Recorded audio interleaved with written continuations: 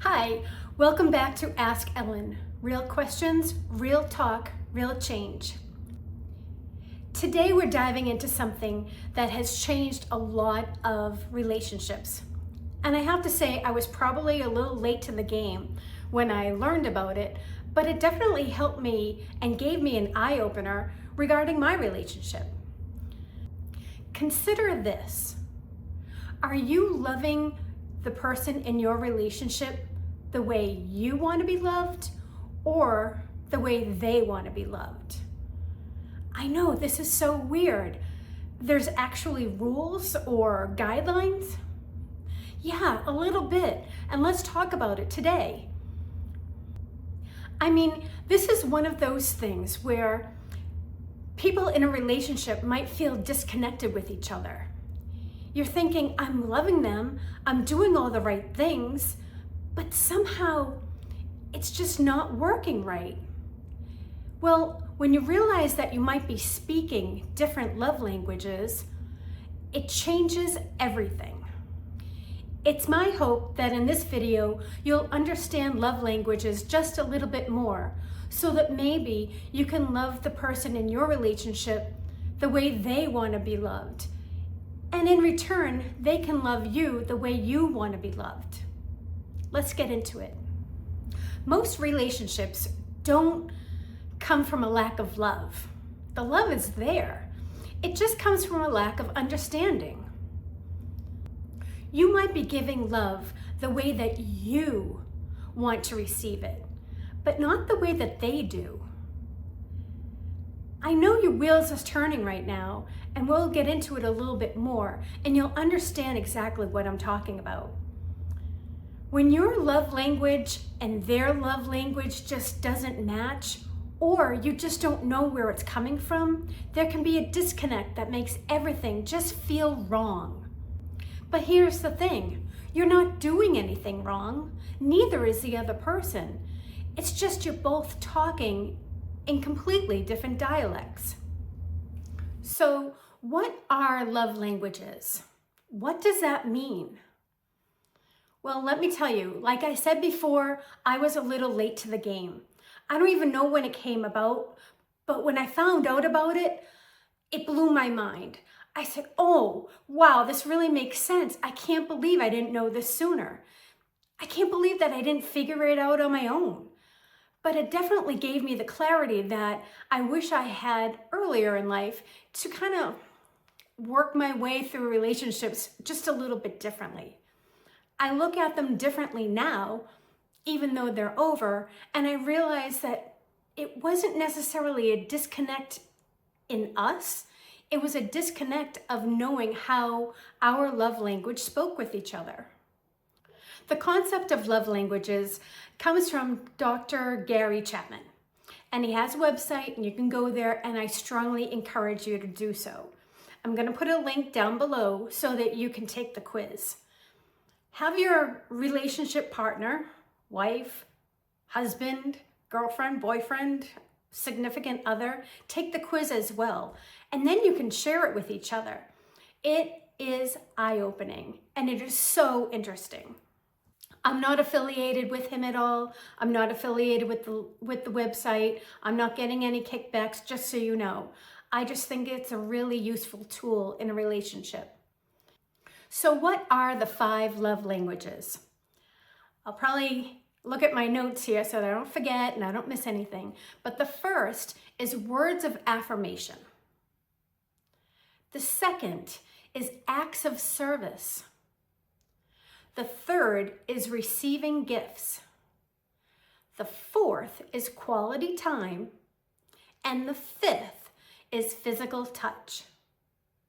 We all give love differently. And we also want to receive love differently. And when you can find the perfect match of how you like to give and how you receive in the qualities in somebody else, it makes the love language between the two of you so much easier, so much better, and it builds a foundation that's just a little bit easier. I'm not saying you're going to go without any problems in your relationship, but it definitely helps if you're on the same page, speaking the same language. So let me give you a couple of examples from my own experience. Before I even knew anything about love languages, I was dating this guy who was really, really nice. We got along very well. We were really good friends. But there was such a disconnect, and I didn't understand really why. At first, I took it kind of personally, and that's really not fair for him. But now that I understand about love languages, I understand that he was expressing his love for me in a different way than I wanted to receive it. And I was expressing my love to him in a way that he didn't want to receive it. What do I mean by this? Okay, well, I told you the 5 languages of love, right? So my best way of showing my love is through physical contact. I like to hold hands. I like to give massages.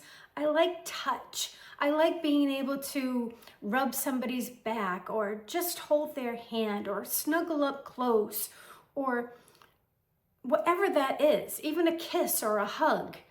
That's how I show love. Well, he didn't like touch. That was not his love language at all. In fact, his love language was more acts of service.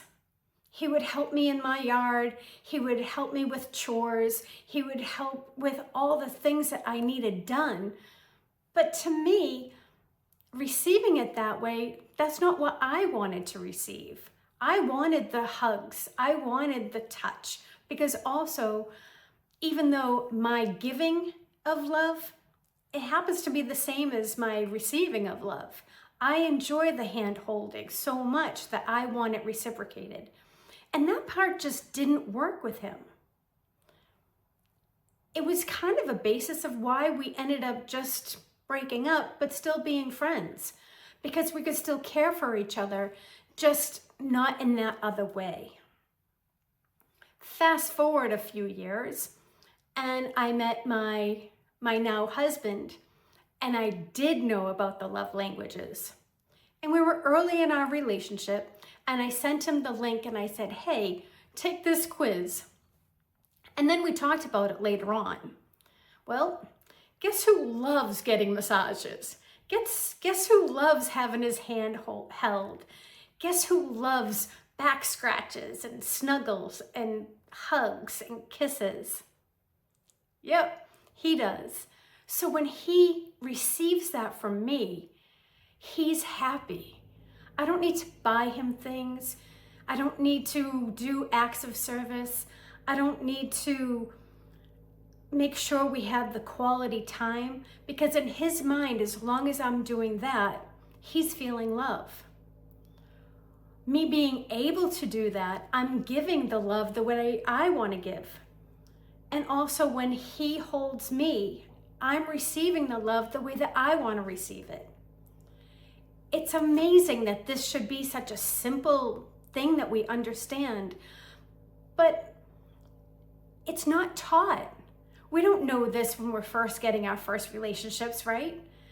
So that's why I wanted to do this video today, because I thought, wow, if someone else is out there who doesn't understand this, maybe it can be an eye-opener for them too, for their relationship. So let's talk just a little bit more about what happens when you love someone the way that you want to love them and not the way they want you to love them.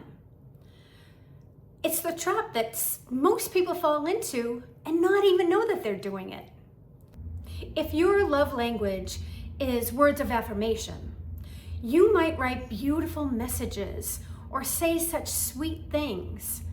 But if your partner's love language is acts of service, he might be thinking, wow, that was a really nice card, but hey, the dishwasher's still full of dishes. You might want the gift giving, or that's the way you express love. And you're going out and you're finding the perfect present all the time, little things here or big things there, and you're giving these gifts. But if your partner's love language is touch, they're just thinking, come sit down next to me. hold my hand, give me a hug. It's a simple little thing, but if you don't realize what they're looking for, you don't know how to reciprocate. You don't know how to give them what it is that they're looking for if you don't ask, if you don't find out. Taking the quiz I talked about earlier will definitely help you and your partner be able to talk about the things that you are looking for in a relationship. It doesn't matter if you've been together for 1 year or 10 years. Take the quiz. You might find out something new about each other. And let me tell you, I think love languages change as you get older. Maybe when you were younger, you wanted the gifts. But as you got older, you realize, I just want you to hold my hand. It's okay that your love languages change as you get older. It's okay that things change as you get a new relationship. But the most important thing is to communicate this with your partner. So let's flip this around a little bit. What happens when your partner expresses love to you in the way that you don't want to receive it, or not in the way that you're hoping to receive it? They're doing their best. And let's just say their love language is acts of service. Like I said before with an old relationship of mine, they're fixing things, or they're cooking, or they're helping, and they're doing, and they're getting the chores done. But your love language is getting gifts. Well, you need to express this, because if you don't, what happens is they're doing and doing and doing, thinking they're doing the right thing. But here you are feeling lost, feeling unheard, feeling hurt, when it doesn't need to be like that. You don't want to be working against a relationship. You want the relationship to work for you, to work together with you. It's kind of funny, because when you do the test, what happens is it kind of breaks down your love languages. What's most important, the next one, the next one. Well, the touch, as we've talked about, is number one for me. But my words, or hearing words of affirmation, that's second. That was fifth on my now husband's list. And because it is important to me, we kind of made a deal with each other. When I'm feeling like I'm just not getting the words that I would like to hear, look, I know he loves me. There's nothing hindering that. I don't question it at all. But the thing is, when I need to hear it, we made an agreement, and I just turn to him and I'll say, honey, say something nice to me. And he'll pause a moment, and he says the most beautiful words, and it's great. And that's that little bit of confirmation or affirmation or check that I need, so that I can feel the way that I want to feel in our relationship, and accept the love the way that I like to receive it. It's a little awkward for him, but even knowing that he tries to do that for me, it means so much more.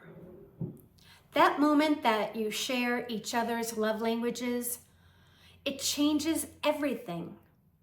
You suddenly understand why they do what they do, why they don't do what you necessarily want them to do, why you just feel in sync, why it feels different, feels deeper, feels stronger, why certain things feel amazing, why there might be a little disconnect. It's so important for a relationship to have this deep understanding. And it's so simple. It's so easy. The quiz takes no time whatsoever. I encourage you to go take it. And the truly amazing part is when you love someone the way that they want to receive love, their heart opens that much more. And when they finally love you the way that you want to be loved, it's a connection that is so amazing. It just makes you feel so complete. For those of you out there who aren't in a relationship right now, I still encourage you to take the test. And the reason is it's going to give you an insight on you that maybe you just haven't understood before. Also, you might be able to look back at old relationships and see where the disconnect was. That way, moving forward, you know a little bit more about you. You know about what you want. And maybe you might ask that person to take the test as well, so you can see where you are compatible and where there might be a disconnect. I'd love to know what you think your love languages are. Take the test and let me know, or just tell me now if you know. Put it in the comments and let me know how it works in your relationship. Thanks for being here today to talk about love languages. My name's Ellen. This is Ask Ellen, and I'll see you in the next one.